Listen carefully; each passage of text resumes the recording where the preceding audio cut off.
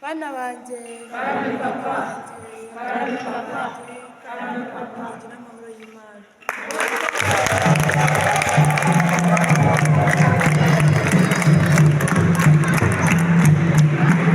Karame papa karame papa waturutse mu ijuru Imana data na Mwana na Roho Mutagatifu. Uyu munsi bana banjye nemeye kubagenderera aya masaha kugira ngo ngirane ijambo rimwe gusa, ubundi dukomeze kubaho muri iyi si tunogeye Imana. Bana banjye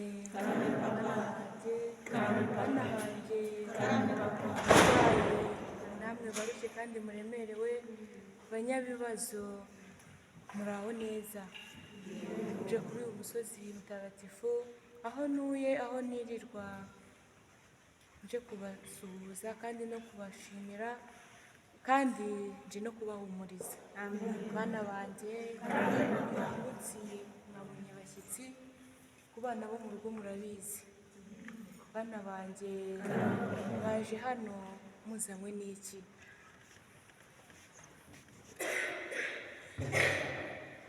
Liliane mwana wanjye uraho neza, ngwino hano ngire icyo nkwibariza.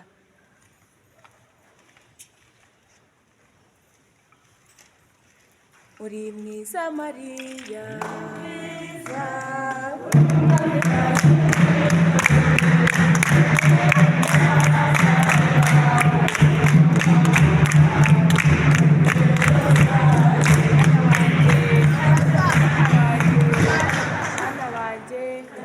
amahoro y'Imana abane namwe.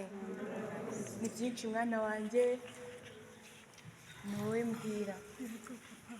Igihe kinini, iminsi myinshi wifuza kugera kuri uyu musozi mutagatifu. Ndagushimiye rero, waturutse kure uva mu mahanga, mu bindi bihugu, uza mu gihugu cy'u Rwanda ku musozi mutagatifu. Mwana wanjye, iyi saha kuba nje kuguha umugisha kandi nje kugushimira. Ni kenshi watanze ibyifuzo, ni kenshi wahoraga wifuza gukandagira kuri uyu musozi. Ikibazo cyawe turakizi mwana wanjye, n'ikikugenza turakizi. Niki kiguteye kurira? Ni igiki?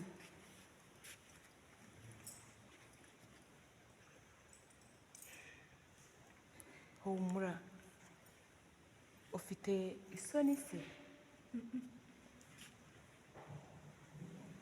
Ngwino hano ngire icyo nkwibariza.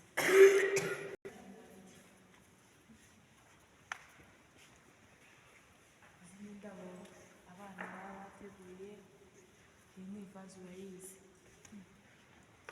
Ndagushimiye ko ugeze ku musozi.